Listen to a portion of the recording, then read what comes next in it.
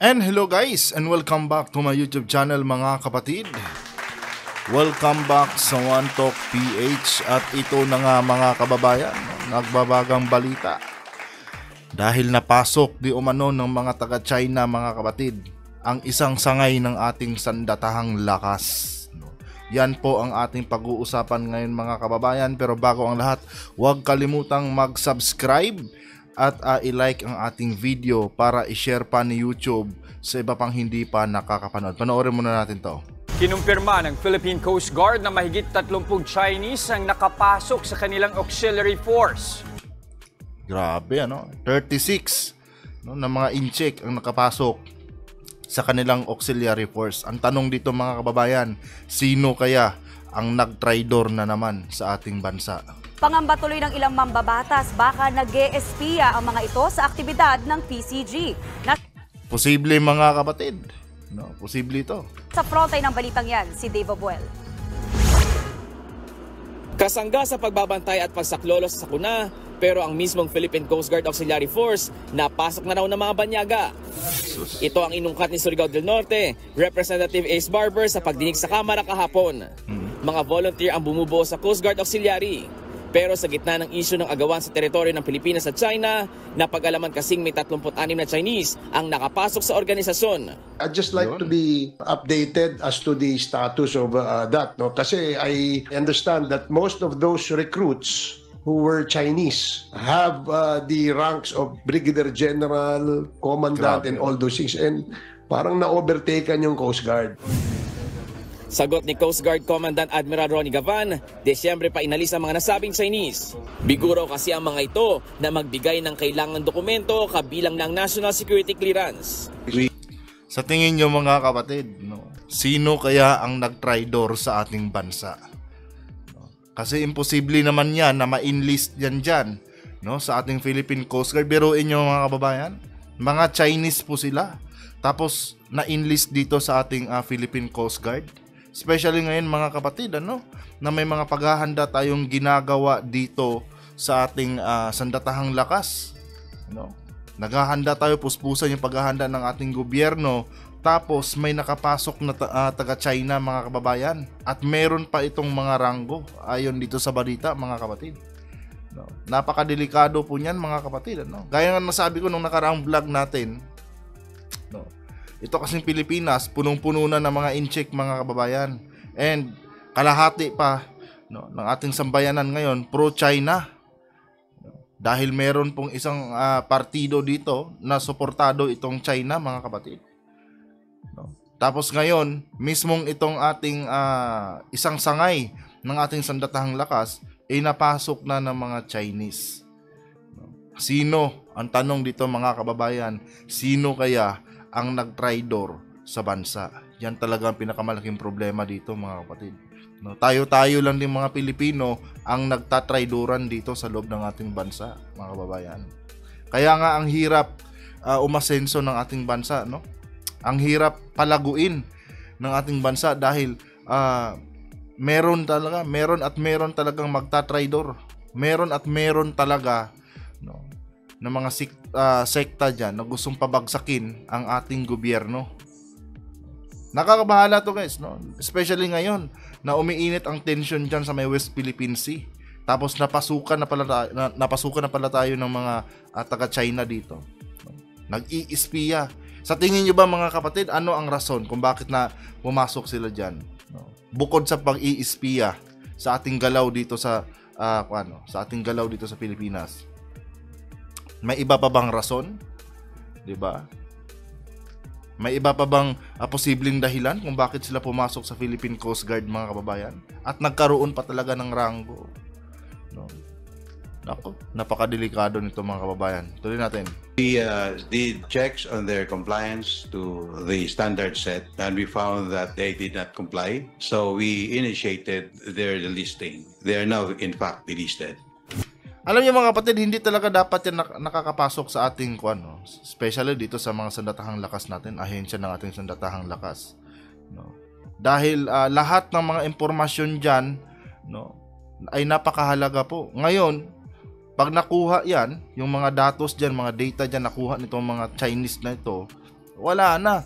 No? Bistado na yung mga plano natin. Kung ano man yung mga estratehiya na ginagawa ng ating bansa ngayon, bistado na. No? Dapat talaga maimbestigahan to mga kapatid at kung sino man ang nagpasok nito sa ating Philippine Coast Guard, abay dapat mga kababayan, ikulong ng panghabang buhay yan.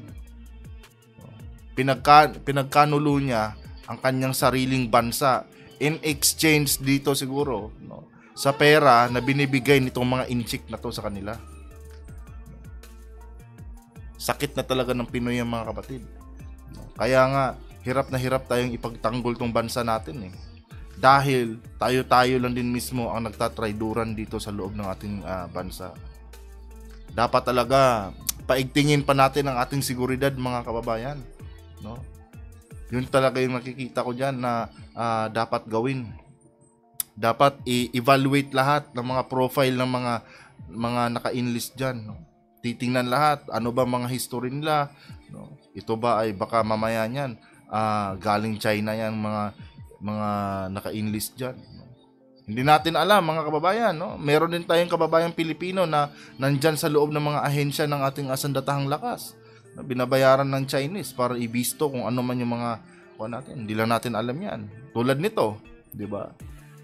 Kung walang nag-trador dyan, walang makakapasok dyan mga kababayan na mga incheck. Tuloy natin. Yun nga lang 2 hanggang 3 taon daw na natili ang mga Chinese sa 2 to 3 years na natili yung mga yan mga kababayan. Ibig sabihin, panahon pa po ni President Duterte, nandito na yan. Diba? Wala tayong pinagbibintangan dito No? Ayon sa balita, 2 to 3 years na yan dyan sa loob ng ahensya ng ating gobyerno. No?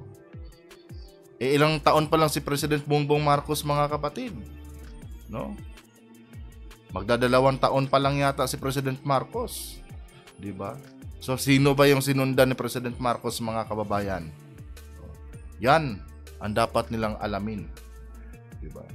Tuloy natin. PCG Auxiliary bago inalis. Kaya pangamba tuloy ni Congressman Barbers, These Chinese who have been a member of the Auxiliary of the Coast Guard have been performing perhaps spying duties dito sa atin.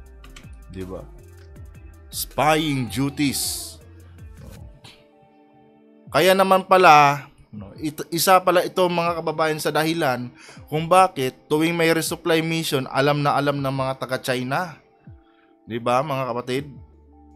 Alam na alam ng mga China tuwing nagsasagawa tayo ng mga resupply mission dahil meron palang mga tauhan itong mga taga-China mga kababayan sa loob ng ating Philippine Coast Guard. No? Ang hirap talaga pag ganito mga kababayan. Kakabalita lang po nito ngayon mga kapatid. No? Kakapanood ko lang talaga itong balita na ito. At pati ako mga kababayan, itila nababahala din dito. Dahil syempre, puspusa na ang ating paghahanda ngayon. Tuloy-tuloy ang ating preparasyon para sa ating sandatahang lakas. Tapos meron pala. Hindi natin alam, meron palang mga naka-enlist dito sa atin na mga incheck mga kababayan. At hindi lang basta yan mga incheck mga kapatid, may ranggo po sila. 2 to 3 years na silang namamalagi dyan sa ating ahensya. Ang tanong dito, sino ang nag-trador sa ating bansa? Isa po itong pagta-trador mga kababayan. Hindi po ito basta-basta simpleng usapin lang. Isa po itong sensitibong usapin mga kapatid. Dahil seguridad ng ating bansa ang nakasalalay dito.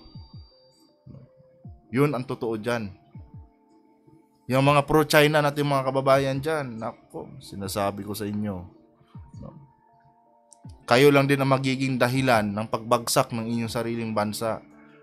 Dahil sa pinaglalaban nyo dyan, sa paniniwala nyo dyan, sa mga dating mga leader natin, na pinagpipilitan yung kanilang mga sarili para makabalik sa kapangyarihan.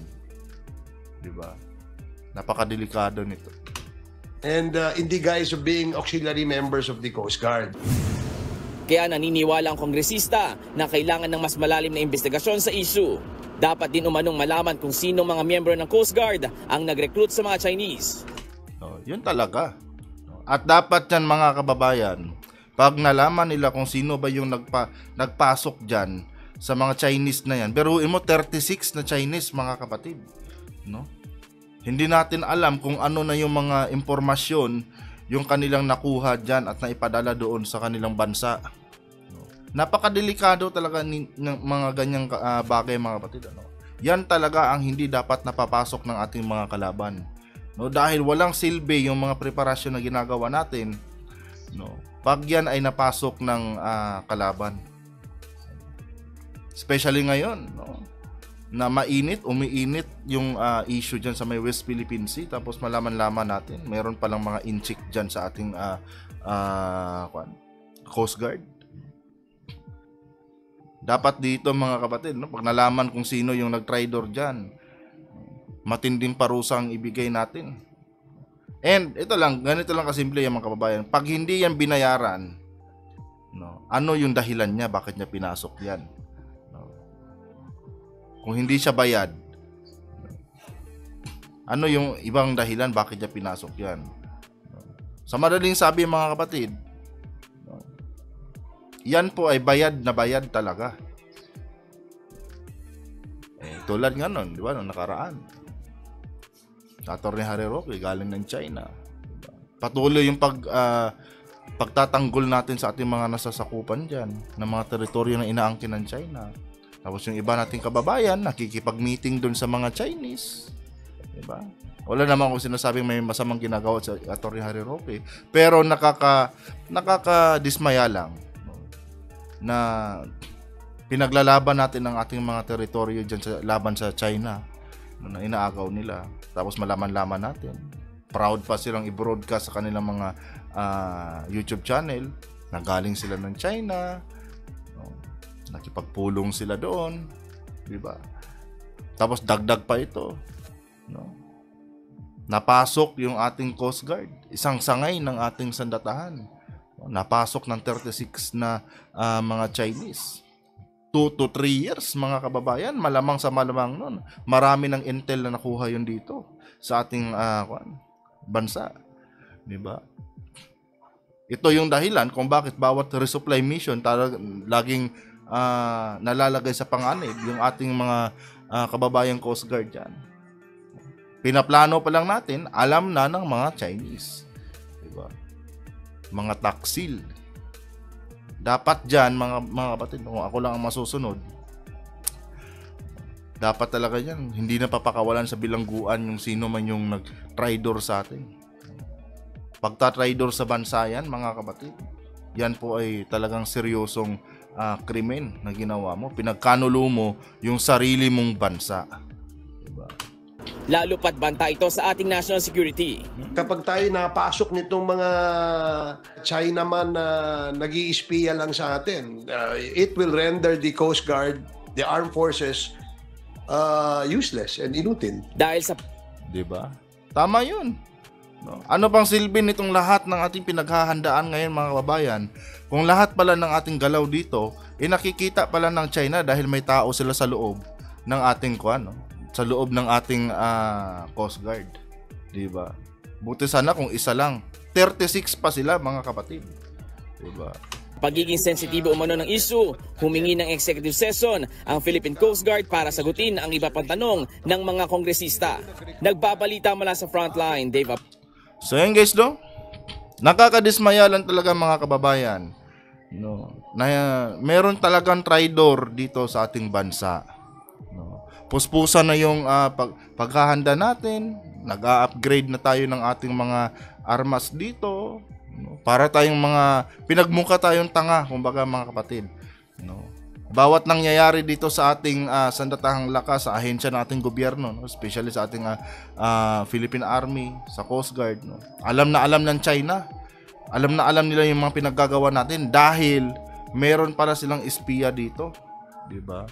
Napakasaklap niyan mga kapatid. Nakakadismayang marinig yung ganito. Mamaya niyan, alam na rin ng China kung ano yung mga sikreto natin dito. Mga armas natin na hindi natin pinapakita, alam na rin nila. Paano? Meron silang tao dyan sa loob na pagala-gala lang, may ranggo pa, mga kababayan. No? Siguro kung ako, Coast Guard, makita ko Chinese, hindi ako sasaludo, mga kapatid. No? Putang ina mo, pat sasaluduhan kita, hindi kita kalahi. Di ba? Biruin nyo yan. At wala man lang nakapag-report agad nun, mga kababayan. No? Dahil ito may mga ranggo to eh. No? May mga ranggo itong mga Chinese na ito sa ayon dito. 'Di ba? Wala man lang ni isa nag-report niyan or nag-question niyan. Bakit meron kaming mga Chinese dito na sinasaluduhan? No. Paanong nagkaroon tayo ng mga Chinese na opisyal dito? 'Di ba? Hindi lang ordinaryong kwan 'yan. Coast Guard, opisyal pa, mga kababayan, 'di ba? Ganon kapulpul yung mga kababayan natin. Ipagkakanulo yung sariling bansa in exchange lang sa pera. Kasi kung hindi bayad yan, ano pang ibang dahilan yan? Bakit nila pinasok yun dyan? Diba? Siyempre binayaran sila para maipasok yan dyan, mga kapatid. Kaya kung sino man yan, dapat yan, ipakulong yan. At hindi na talaga papalabasin, mga kababayan. No. Nalalagay sa critical na sitwasyon ng ating mga sandatahang lakas dahil dyan sa kanila. No. Hindi natin alam kung ano na yung mga intelligence report na nakuha ng mga yun at naipadala na doon sa kanilang bansa. O ito, may ganito dito. No, may mga ganito yung plano nila, ganito, ganyan. Diba? Meron silang mga ganitong kagamitan ngayon na bagong na-acquire. Diba? Dahil binibisto lang din. Nire-report lang din itong mga Chinese na to doon sa China. No? Kaya lahat ng preparasyon natin nababaliwala yan. No? May possibility na mababaliwala yan dahil alam na ng China yung mga galaw natin dito. Basang-basa na nila tayo. Dapat kasuhan tong mga to eh. Pinagkanulo mo yung sarili mong bansa. Yan ang mahirap sa mga Pinoy. No. Wala ka namang ibang masisisi dito, mga kababayan, kundi kababayan din natin ng mga Pinoy. No. Maraming nagsasabi dyan na grabe daw ako magsalita pag sinabi ko mukhang pera ang Pilipino. Totoo naman. O kita nyo to. Diba? Aminin na natin yan. Mukhang pera talaga ang Pilipino. Basta pera na kahit bansa kaya niyang hudasin yan. In exchange lang. Siguro, inofera niya ng ilang milyon. Diba? Bibigyan ka namin ng ilang milyon, ipasok mo to. Siyempre tayo, madali tayong masilaw sa pera, mga kababayan. Madali tayong masilaw sa pera. Bigyan ka lang ng sasakyan, magandang bahay, at limpak-limpak, milyon-milyon na pera, wala na. Ipagkakanulo na agad yung bansa. Ganon ang Pilipino. Yan ang nakakadismayang ugali ng ating mga kababayan, mga kapatid. Yung presidente natin, punta ng punta kahit saang bansa. No? Maghikayat ng mga investors na mag-invest dito. No? Tapos meron pala tayong mga kababayan dito, nagtatridor. Diba? Anyway guys, yun lang, no? Napulot ko lang tong balita na to, no? Nanonood ako ng mga news kanina, biglang nakuan sa akin. Nagkakape ako, nagulat ako. Pucha, ano yun? 36 na Chinese nakapasok sa Coast Guard.